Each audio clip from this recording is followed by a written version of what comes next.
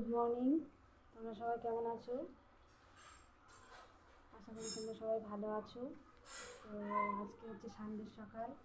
তো আজকে তোমাদের সব কেমন কাটবে? আমার বরের অফিস ছুটি। তো অনেক সকালে উঠেছি, সব কাচাকুচি করেছি। কাচাকুচি করে তারপরে চা মুড়ি খেলাম। সব ঘরগুলো ঝাড়ছি। ঠান্ডাটা আজকে কাল থেকে তো আবার অফিস হবে না।